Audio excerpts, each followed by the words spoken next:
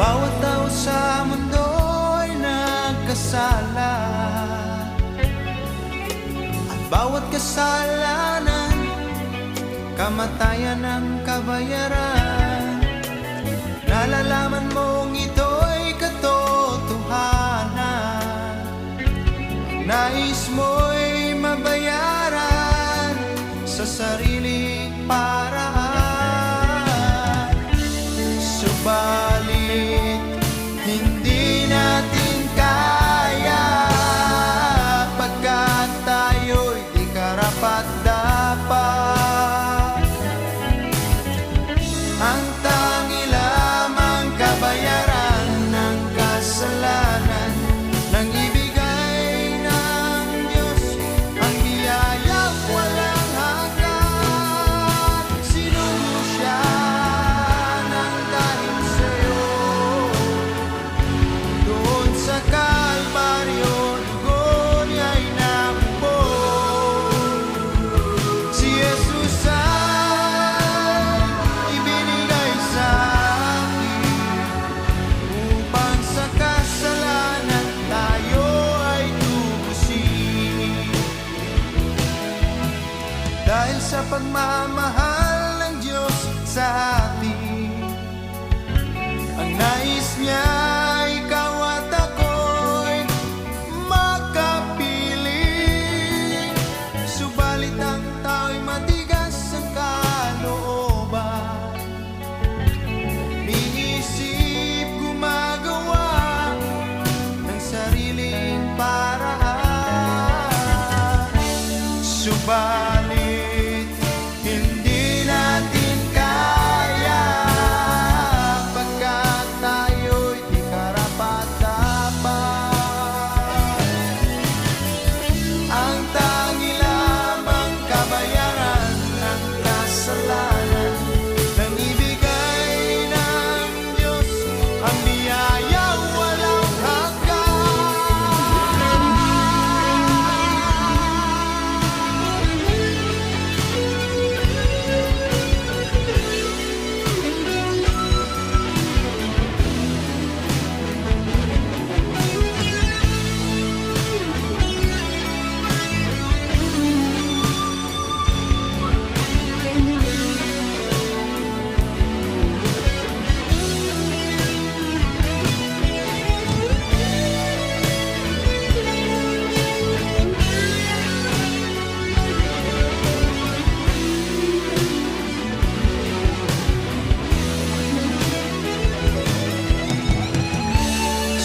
Subalit hindi natin kaya, pagkat tayo'y di karapat-dapat.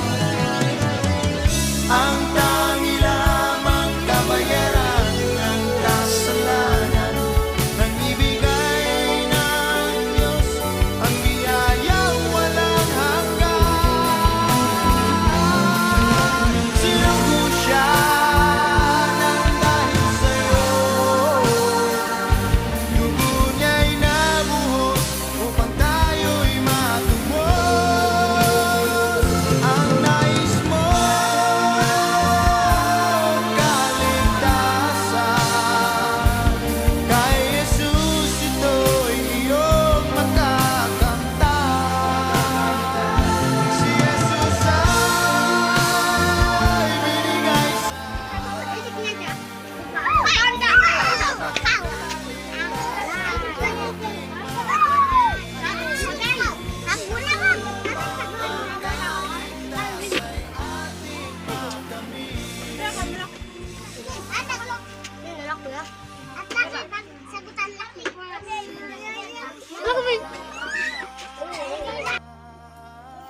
Dapat kayak mau pampir lah kan, Ayun na. Pangit din natin ay.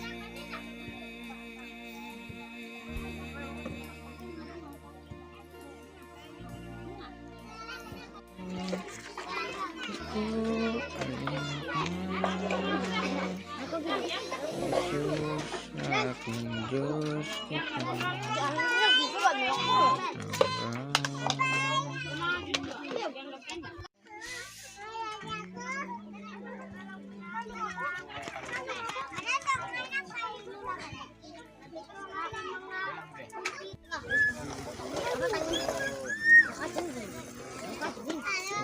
In our spirit,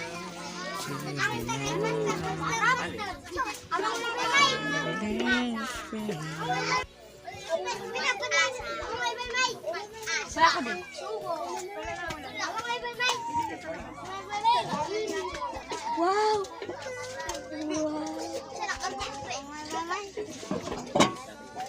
Hello. Hello.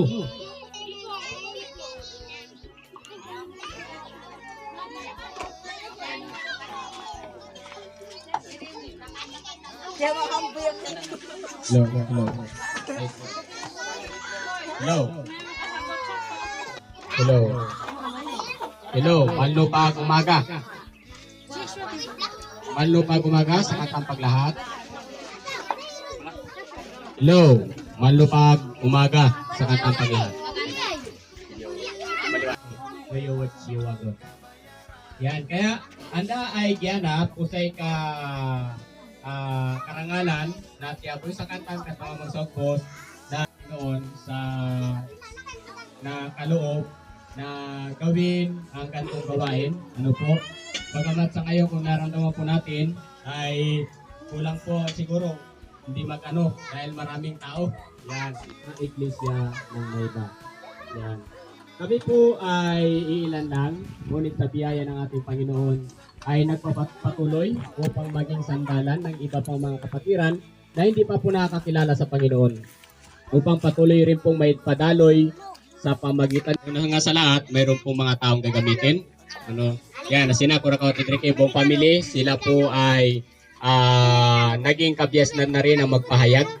Yan, natuto na rin magbahagi ng salita ng Diyos sa kabila po ng aming pagsasama sa ilang taon. Ano po, yan, na dati po siya ko, ang patutuon niya lagi, dati po siya ay lasinggo. Matigas ang ulo, pag nakikipag-relationship sa Diyos, talagang desisyon niya masunod.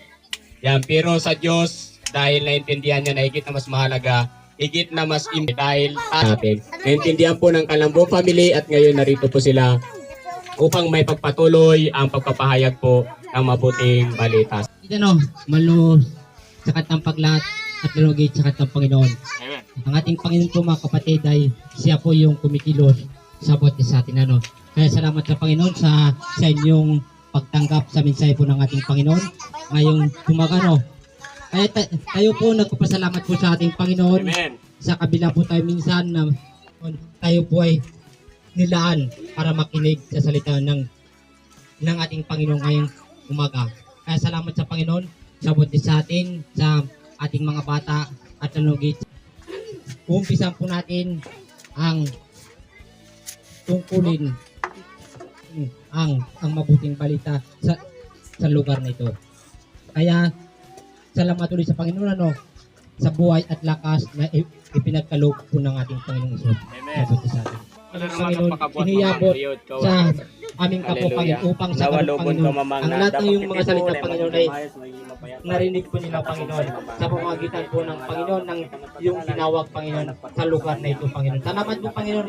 Kami po Panginoon ay nagpapatuloy, nagpapasalamat Panginoon sa iyong kabutihan na ibinigay po sa amin. Narito ngayon Panginoon ay bigyan mo ng kaalaman, karunungan Panginoon upang sa ganon ang kanilang puso Panginoon ay nakatingin lang po Panginoon sa iyong kaluban Panginoon upang sa ganon Panginoon ang lahat ng nakikinig ngayon dito Panginoon nawa Panginoon ibigyan mo ng karunungan kaalaman Panginoon na nagpupuot po sa iyo Panginoon. Salamat po Panginoon.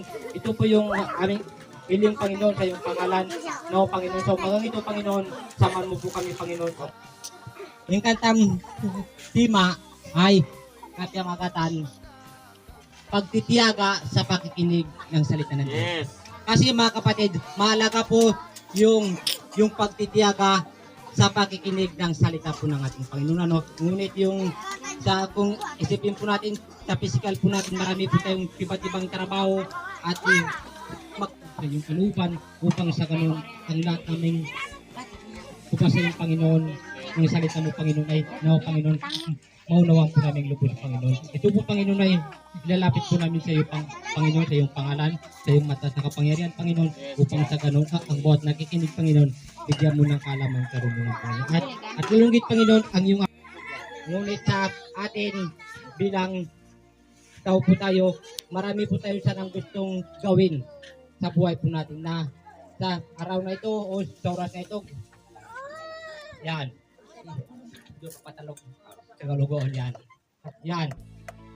Sa panahon ko na mga kapatid, kita mo sa runaw kay mga trabaho sa kanta mga balay.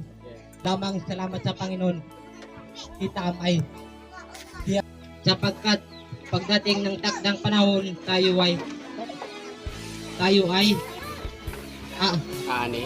aani kung hindi tayo suko.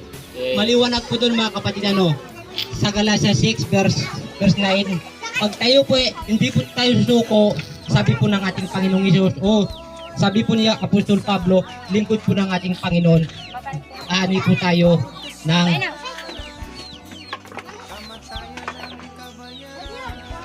buhay na walang hanggan. Yan.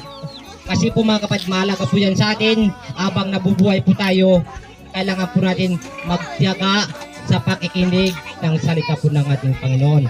Yan. Kasi po mga kapatid, kung isipin po natin, ang bawat isa sa atin, mayroon pong mga panahon na sa panahon po natin, hindi po natin alam kung anong pat po sa ating Panginoong Hesus sa kanyang mga salita. Ito po yung nagbubunga ng mabuting pagkatao po sa bawat isa sa atin. Yan, sa pagpatuloy at hindi tayo binigo ng pag-asa ito sapagkat ang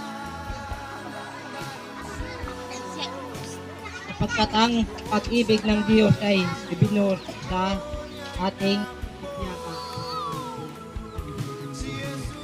Nakapito sa ating mga kapatid bilang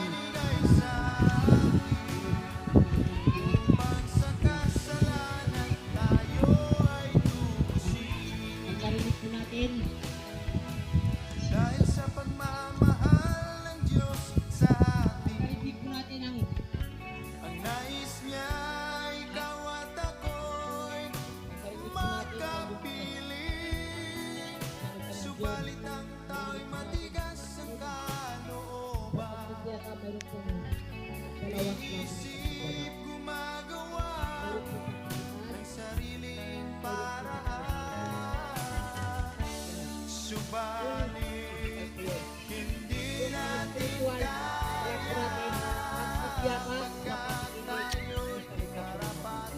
yun po yun. Ipasura po tayo puting karagdagan. Yan. Upang sa kanon ay man. Yan, po natin yung salita ng Diyos. Yan. Kaya gamit siyo sa katawamang saupos, wara inlaw ng Diyos ay kaya parangoy sa mga masikasik na kamarangoy law ng Diyos. Yan. Mga kapalbangano kapatang nai, ito pala tayo kaya pagsampot. Yan. Kitam, agsampot, apupi agsamputan kitam, no sa law ng Diyos, antay kang kamarangoyan. Kamu bagak paniwala na anda imbuti nagkatawan tao. Dahil los yung manatili Diyos, sin patay mapako. Paniwala kambingan. In Diyos Espiritu. Yan. Dahil yung kalsup tubos tao, kitang kasi tao ay. Yung kalsup tubos. Yan. Uy do say katao, mato sa kamarungoy, laongin Diyos. Dahil batang sa kay marungoyan sa laongin Diyos, in kay mo batay sa katawanan sa kanso mga Diyos.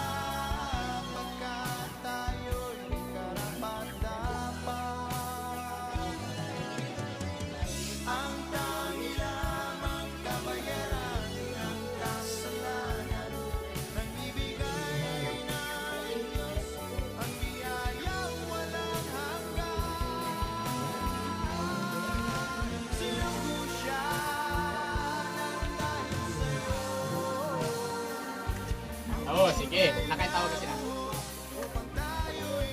Nakpanakaw. Pwede. Isa, nakpanakaw. Yan, nakakay.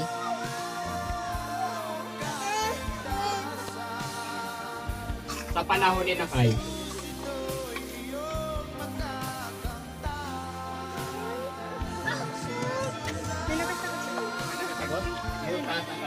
Ate, kasa ko si... Ano nangyaring kwento? Kuya, ate, kasa ko si Bapaw. Ate. Sige. Pagatang na pagatang. Kahit piagulit kwento kung siya akong kwento ha. para may sagot ka mo. Usay kay Bong, apo usay kalalaki, at apo usay kalalaki, rumiko batang Jerusalem at taboy Jericho. Kalbas, na paglalaki abang siya gipanaw sa dalan, apo mga tulisano kaya magnanakaw, na siway kiwawan nakan sa mga riyan na tanggan mga balukas, kalbas yung kanuntok. Ano? Kasi nawagot ang mga kalbas. Kasi kangay tanong sa parakayan wagot. Ang kadugay pumarakay yung kwento. Yun ang kadugay. Sano pumarakay? Sano? Sano? Ang sano batang pumarakay? Ang kadugay pumarakay yung kwento.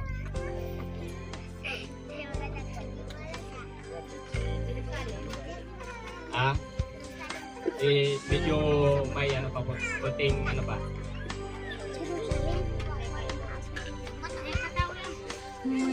So, nakalingan. Nakay? Yan. Yan. Inusay katao nagtaboy Jericho. Kasi na, pumarakay ka. Premyo. Wait. Yeah, premyo. Yan. Oh, ganun din. Kasi anim yan ay anim na. Ngayon, ikatlong tanong po natin. Nakain mga lugar na biyanggit sa kwento. Ay hindi na ikaw. Ate, Jerusalem. Okay.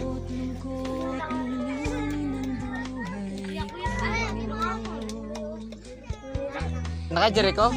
Tayo kayo mga wan? Huwag may ngay. Mga bata, huwag may ngay. Jerusalem. Kalbas. Huwag may ngay, mga bata.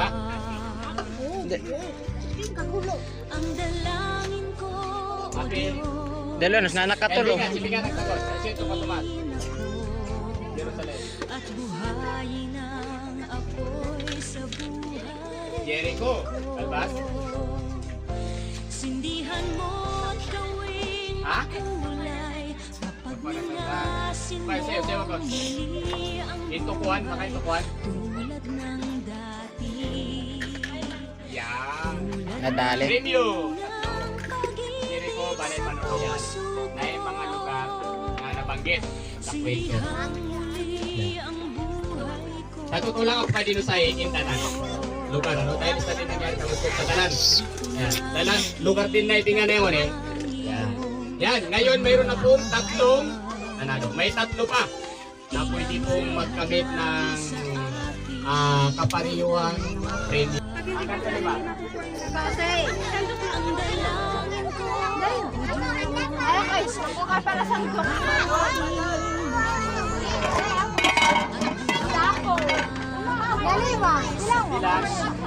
Pero ang kanta ba?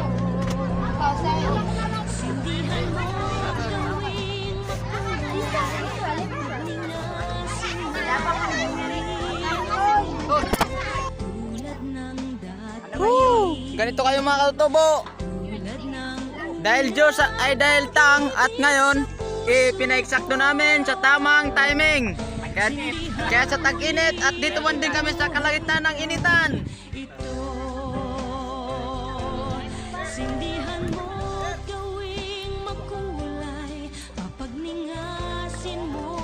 Ito lang sabi nyo nagda-diet. Malit lang kumain.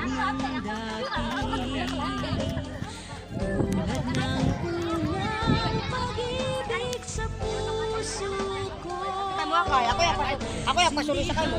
Ako tapakan. Ako yung pakain mo. Iwa kayo mo pasuli. Injen. Injen. Katakorek kayo pangako. Isa ko suranon din ha. Padalan.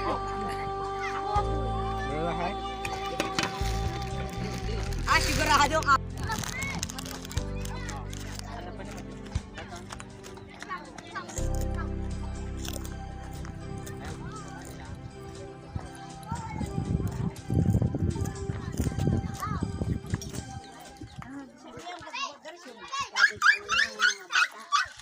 Matakot ka mga lulu. Yan ang mga Abe! Ate patokan watan da. Ingkan so pakpistuan nyo wad malno. Kalimos yung maligan. Anda mangan. Anda pagkasay. Anda. Pasiyay. Iwa tay. Anda tay. Ako bilang katang. Hop. Si Piu. Wah. Nama anda makarigo. Ah, Wow. Ano ba tayo ka? Basta.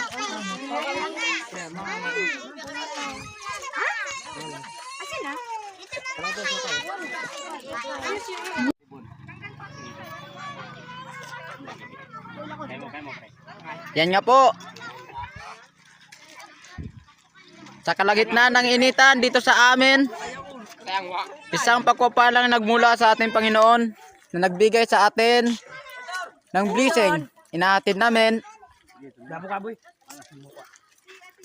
ang mga blessing na ito dahil ito ay isa rin sa magiging daan para gumanda ang kalusugan ng ating kababayan.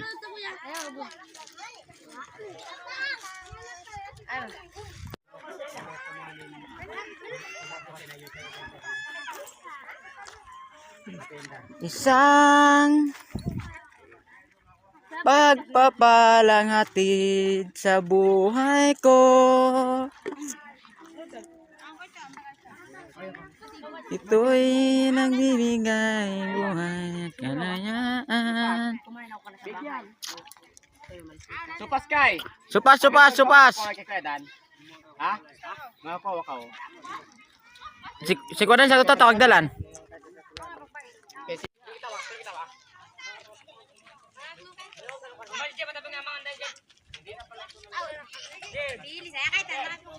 Sa pag-inig, kailangan sundin po natin mga kapatid. Kasi ito po yung nagbibigay daan para tayo po ay maligtas. Pagdating po ng ating Panginoon. Pag hindi po tayo nakikinig sa kanyang mga salita, alam po natin ang ating pupuntahan. Yan.